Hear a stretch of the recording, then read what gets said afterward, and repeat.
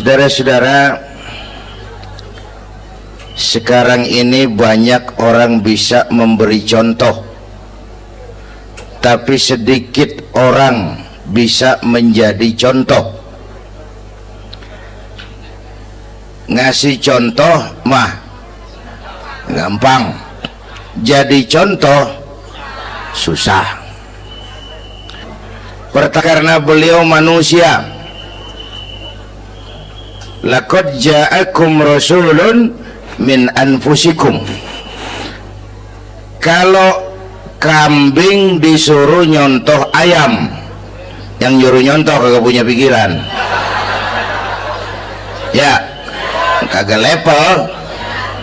Kambing mah nyontohnya kambing, kebo nyontohnya orang, nyontohnya orang. Makanya Nabi kita orang, bukan malaikat, bukan jin, bukan dewa, manusia. Kalau manusia disuruh nyontoh manusia, itu perintah masuk akal, predispositionnya sama. Kalau disuruh nyontoh malaikat mah ribet kan. Malaikat bagaimana nyontohnya, dia mah tidur kagak, makan kagak, sama duit budek, sama perempuan kagak open, lah susah nyontohnya. Ya, Superman tuh biar hebat nggak bisa dicontoh Superman, bagaimana terbangnya, lagian pakai celana dalam di luar man, nggak bisa dicontoh Superman mah. Nabi kita manusia utuh, cuman sungguh pun manusia, kualitasnya beda. Ini namanya basyarun la kal basyari. Manusia memang, tapi jangan samain, bobot bibitnya beda. Contoh, kita nih manusia, kita tidur. Nabi kita manusia, beliau tidur. Tidur Nabi, tidur mata doang, hatinya nggak pernah tidur. Tuh bedanya sama kita tuh. Tidur kita keblek, asal tidur habis-habisan. Lagi, kita manusia, kita keringetan. Nabi kita manusia, keringetan. Keringet Nabi harum wangi, bau minyak kasturi, zaman belum ada parfum. Keringet kita udah rasain aja masing-masing dah, jangan pakai dikebet udah.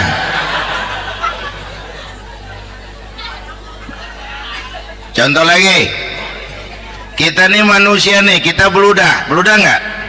Nabi kita manusia, beliau juga beludah. Ludah Nabi obat, ludah Nabi. Itu kan waktu mau hijrah kan sama Sayyidina Abu Bakar, sampai di Gua Sur, Sayyidina Abu Bakar bilang, saya turun duluan ke gua ya Rasul. Ngapain? Bersihin gua, takut ada binatang berbisa. Silakan turun. Sayyidina Abu Bakar bersihin gua, bener tuh, tangannya digigit kalajengking, sakit, ngebet, bengkak. Kalajengking Arab ya, emang di Arab kejadiannya. Herem nyaut aja bener, ditahan aja, udah aman ya Rasul, silakan turun. Lama-lama dalam gua berduaan kelihatan juga Sayyidina Abu Bakar mukanya pucat. Nabi tanya, mabalu kayak Abu Bakar? Abu Bakar kenapa? Nggak apa-apa. Berat meninggalkan Mekah? Enggak. Malas hijrah ke Madinah? Enggak. Takut diubur-ubur Quraisy? Orang kata enggak, itu mah enggak. Lah kenapa muka kamu pucat? Tangan digigit kalajengking. Ngapa nggak ngomong dari tadi? Saya nggak mau nyusahin Tuhan ya Rasul, biar saya tahan, asal jangan nyusahin Tuhan. Jangan begitu kau. Sini tanganmu, diambil sama baginda Nabi. Bismillahirrahmanirrahim. Diludahin, ringkes, sembuh saat itu juga. Ludah Nabi. Pengen tahu kita yang ludahin, bengkak campur koreng. Satu tuh alasannya kenapa Nabi dijadikan contoh, karena manusia. Kalau manusia disuruh nyontoh manusia pasti bisa dong ya. Yang kedua, karena tadi kata Bang Haji Umar, pribadinya itu pribadi yang multidimensi. Menyontoh apa? saya ini pengusaha Pak. Nabi umur 9 tahun udah ke Syria tuh dagang lintas negara Syam tuh. Saya jenderal Pak, Nabi mimpin tentara di medan perang Mas.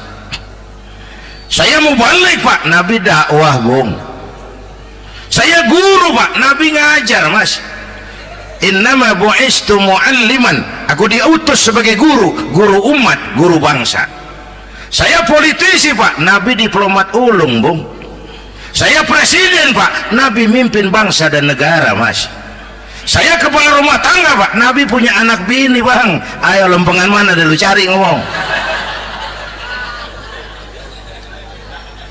Malah Nabi Isa tuh nggak bisa jadi contoh bagaimana membina rumah tangga bahagia. Bagaimana membina rumah tangga bahagia menurut contoh Nabi Isa? Nggak ada Mas. Kenapa? Nabi Isa belum sempat kawin. Ya, Nabi Isa belum sempat kawin. Ada pengikut Nabi Isa menyangka nggak kawin ajaran Nabi Isa, pada ngikut lagi nggak kawin. Tuh pastor tuh mubazir, orang dikasih perabotan. Bang bener, saya kalau dalam Islam kiai kagak boleh kawin, saya pilih berhenti jadi kiai.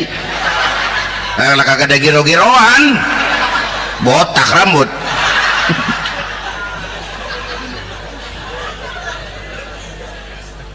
Makanya Bang Haji Umar cerita poligami saya girang banget tadi. Bukan yang ngomong ahlinya soalnya.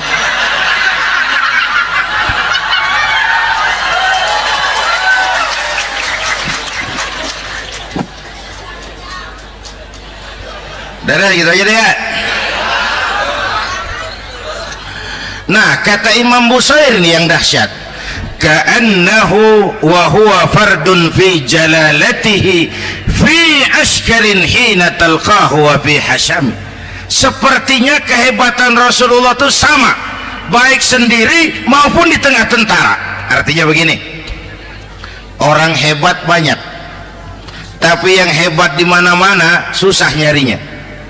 Baginda Rasul ini lagi duduk hebat, lagi jalan hebat, ada di pasar hebat, lagi di masjid hebat, di medan perang hebat, di depan anak-anak hebat, di mata musuhnya hebat, di depan sahabatnya hebat, di mata istrinya hebat, di mana-mana hebat. Lah susah jadi orang begini Bang. Ya kita mah hebat juga setempat. Di kantor hebat, sekantor orang diomelin. Di kantor, pulang ke rumah dikeplak sama bininya diem aja. Ini di depan bininya dia kagak hebat dia mah.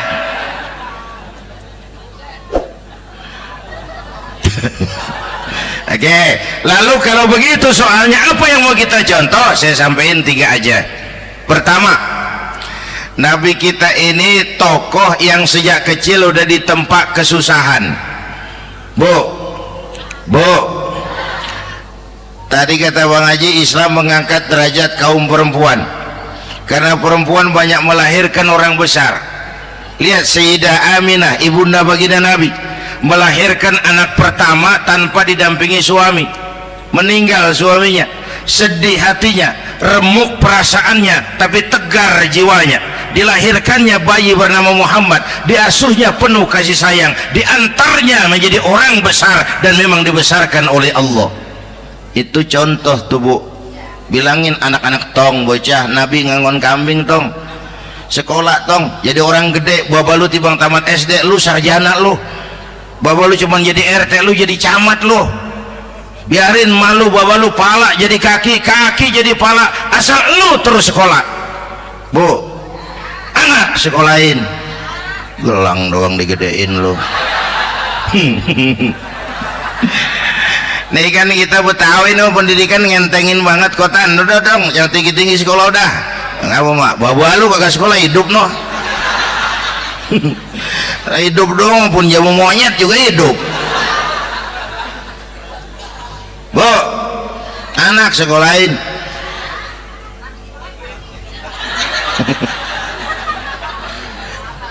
Mahatma Gandhi, kecilnya begeng, ceking, cacingan, liatim. Emaknya tuh Gandhi sekolah nak, Gandhi belajar nak, Gandhi jadi orang besar nak. Kalau perlu belajar ke Inggris, biar Inggris menjajah kita, nggak apa-apa kau sekolah ke Inggris, tapi jangan jadi Inggris nak, jangan pacaran sama bule, jangan sentuh minuman keras. Gandhi jadi orang besar. Mahatma Gandhi tumbuh karena dorongan emak. Mak udah yatim. James Watt, Kang Bandrek, emaknya tuh yang dorong tuh jadi orang besar. Belum lagi perempuan yang jadi besar. Di Indonesia ada Kartini, di Jawa Tengah ada Dewi Sartika, di Jawa Barat Dewi Sartika, di Bengkulu ada Fatmawati Soekarno, sang penjahit bendera merah putih. Di Aceh muncul Laksamana Malahayati, disusul kemudian oleh Cut Nyadin, baru kemudian muncul Cut Koko, Cut Meme, Cut, ya udah tak cut lain dah.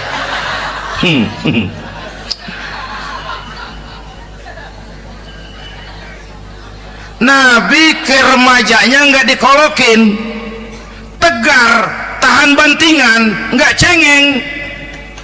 Begini bang, kalau bahasa kita nih, bahasa Betawi nih, orang mah bang kalau udah biasa susah ketemu susah nggak kaget udah.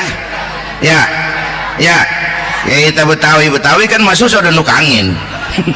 Susah mulu. Saya santri nih biasa makan kangkung, datang ke rumah temen dikasih kangkung, makanan gue ini mat, dikasih daging ayam lah nambah, emang apa? Orang mah kalau biasa susah enak, nggak kagetan. Saya santri biasa tidur di masjid, disuruh nginep di hotel lah pules nggak?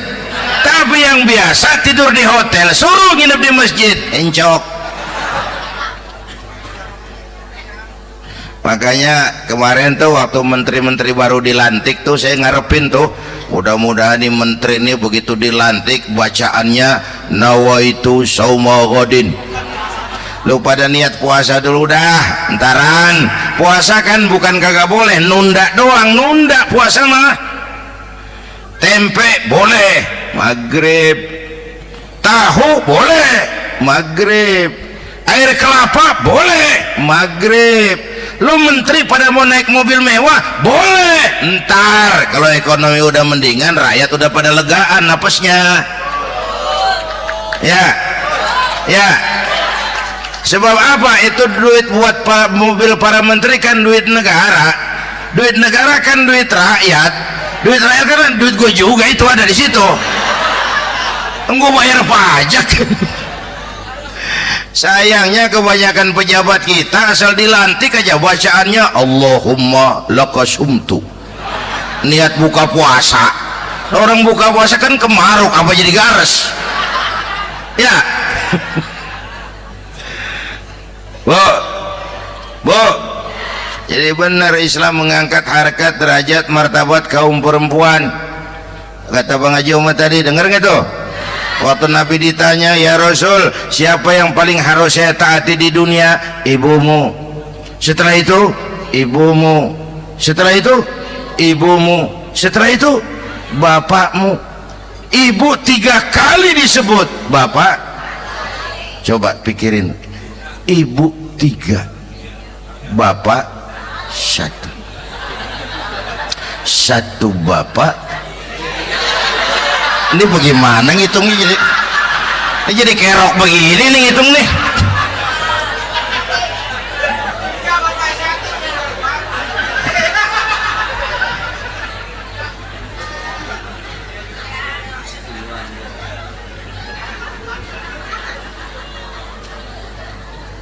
Jangan tak ngadepin susah, hidup nih keras, kerja keras, perseringat banting tulang ya bu.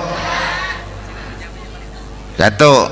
Yang kedua, contoh dari Nabi, orang yang paling bersih hatinya Rasulullah, orang yang paling baik akhlaknya Rasulullah, orang yang bahkan sudah dapat jaminan ampun dari segala dosa Rasulullah. Tapi orang yang kalau sholat malam sampai bengkak kakinya karena rajin sujud Rasulullah. Aspek ibadah. Apaan? Hei, diam-diam giliran gue ini ngomong.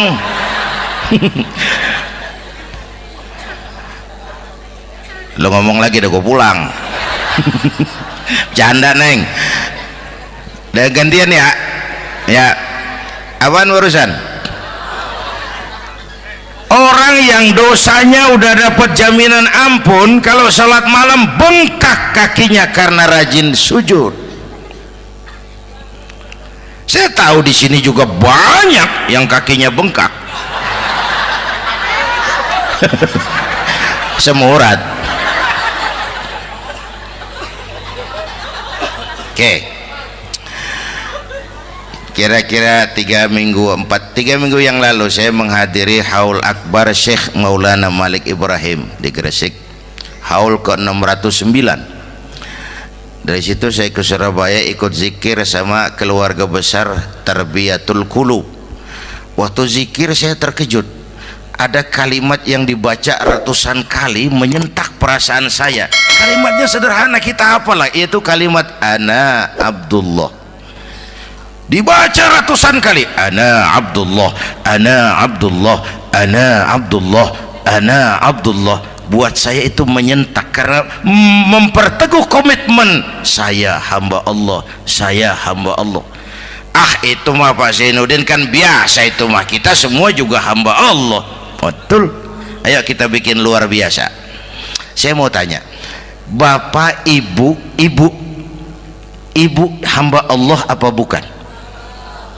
3 orang. Ibu hamba Allah apa bukan? Hamba Allah. Kata siapa? Nah, kata ibu sendiri.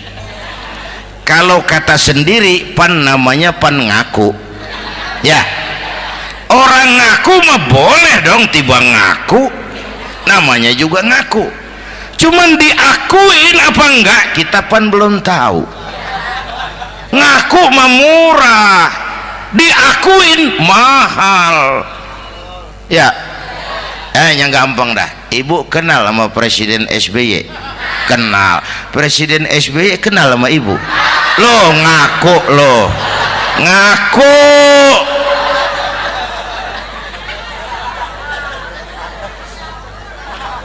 Saya hamba Allah, kata saya. Berapa banyak orang mulutnya hamba Allah, perbuatannya menyatakan dia hamba dunia, hamba harta, hamba jabatan, hamba setan, budak nafsu. Nggak sesuai ucapan sama perbuatan. Yuk jadi hamba Allah yang beneran. Jangan separuh-separuh kita mapan asal sakit mah hamba Allah. Ya Allah, ya Allah, lagi sakit, sehat ya dikit, keder, nyari masjid nggak ketemu.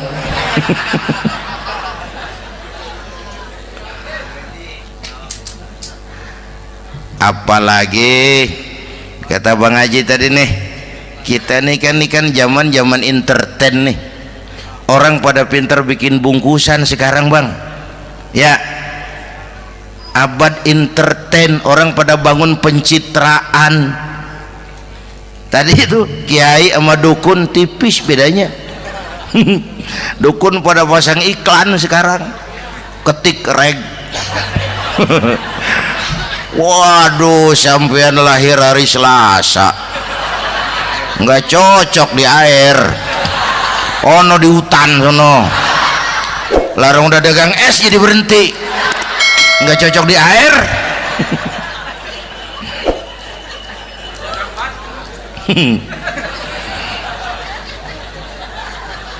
Bu, di zaman nih siapa pakai apa, siapa mau jadi apa kagak urus nih. Bapak Ibu hadirin yang saya hormati, dan masyarakat kita ini kayak daun kering. Tahu daun kering? Gampang dikumpulin, susah diikat, berisik, gampang dibakar. Tuh daun kering. Penyakitnya kutil, kurang teliti, cepat heran, gampang kagum, cepat heran, gampang kagum.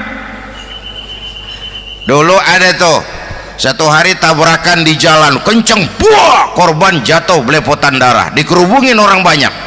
Datang wartawan mengambil gambar dari dekat, susah, orang banyak bener ngerubung. Cari akal nih wartawan, tolong saya dikasih jalan ke dekat korban. Orang nengok semua, saudara siapa? Saya bapaknya korban, katanya. Dia ngaku bapaknya korban. Ya orang minggir semua, minggir, ini ada bapaknya korban.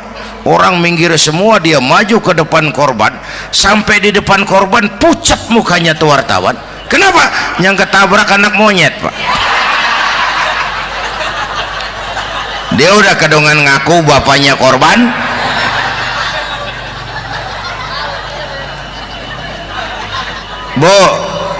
Bu, ini cerita pendek tapi pesannya lumayan nih.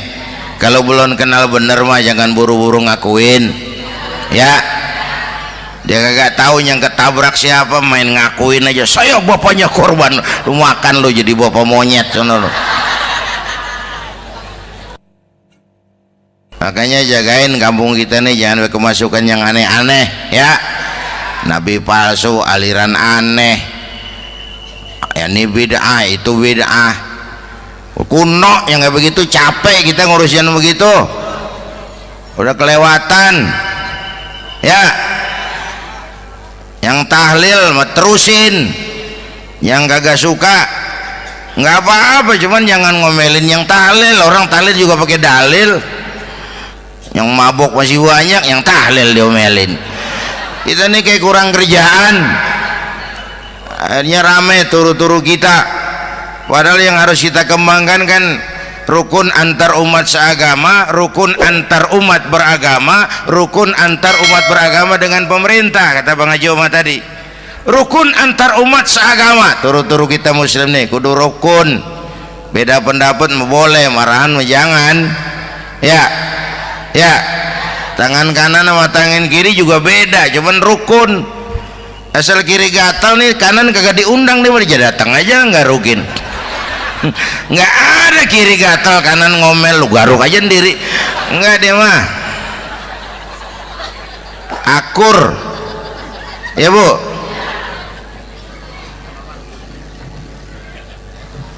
Yang kedua, rukun antar umat beragama.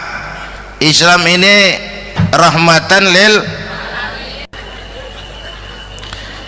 Yang ketiga, rukun antar umat beragama dengan pemerintah. Ini mah kita kan bermasyarakat sama juga sembahyang berjamaah, ada imam ada makmum ya. Nih rakyat kalau jadi pemilih yang pintar ke depan, nah, mau milih wali kota kayak gubernur kayak presiden kayak. Sebab apa? Sholat berjamaah kan siapa makmum kagak penting Bang.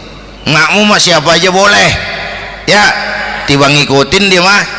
Ngaji dia mah gimana kayak nggak ada bab pemilihan makmum.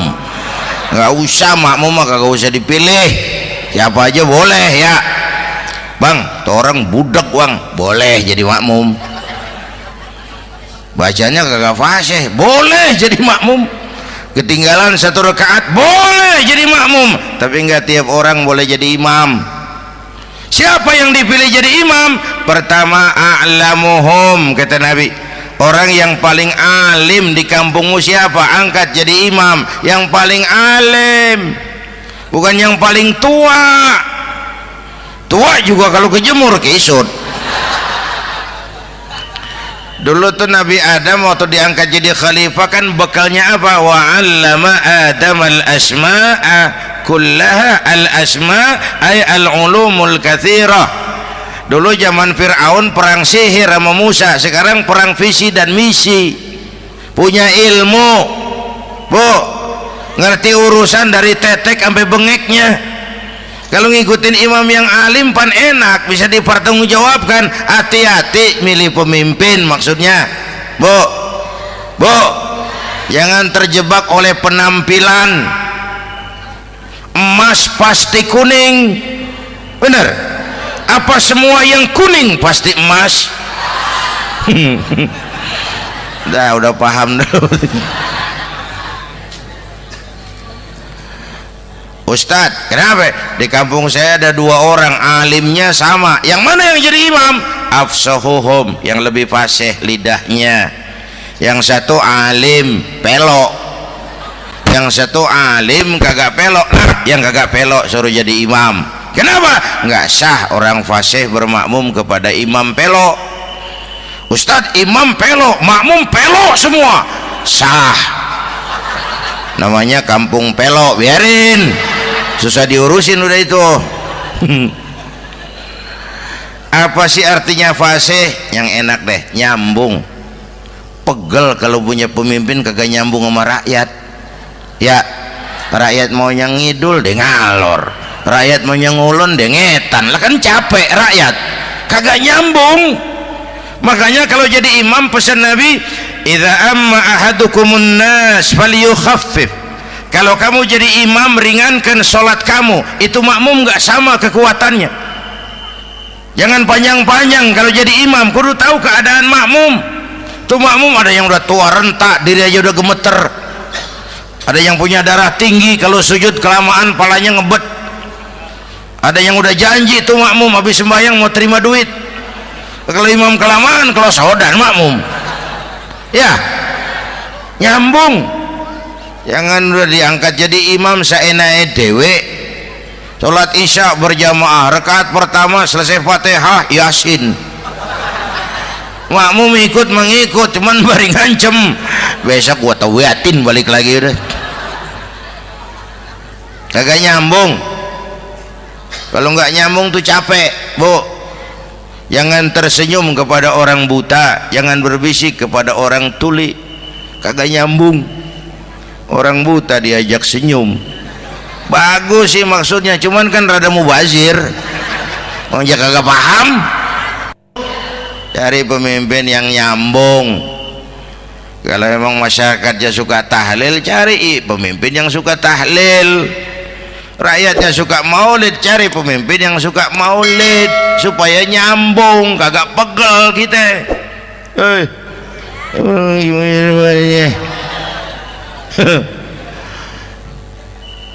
Bapak Ibu hadirin, saya balik urusan kita. Nyontoh Nabi ibadahnya luar biasa. Bu, kita ini perlu Allah. Kita ini perlu Allah.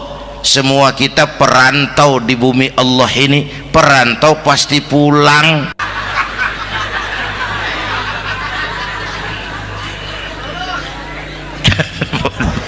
Bolot. Bodoh kalau ada perantau, dia sadar dia perantau tapi nggak pernah mikirin pulang.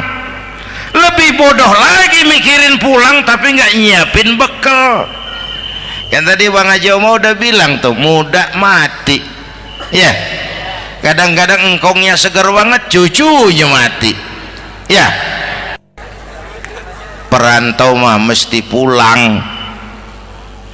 Sini mah kita ngendon doang, ngendon taran. Mula-mula pan Bang, kita mah tinggalnya jauh di alam arwah. Dari sana pindah ke alam rahim, alam kandungan emak nih. Pernah tinggal di situ 9 bulan tuh. Ada yang 2 tahun, yang keluar udah kumisan, kelamaan ngetemnya itu.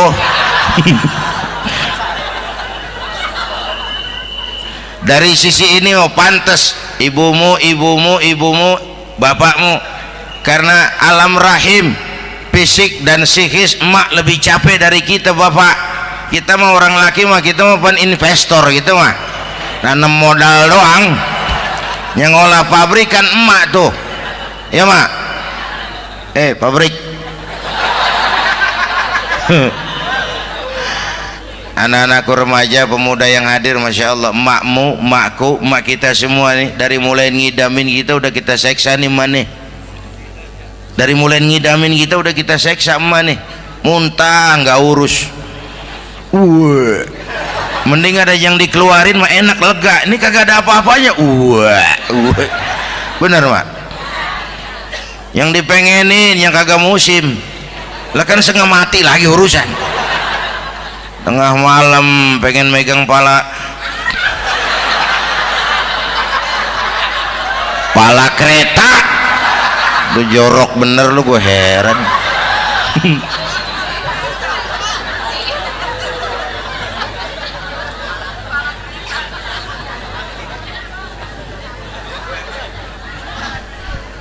Bapak Ibu hadirin, yang ketiga terakhir, contoh dari baginda Nabi, modal utama perjuangannya adalah akhlak. Memperbaiki akhlak, pakai akhlak. Rasulullah ngajak, bukan ngejek.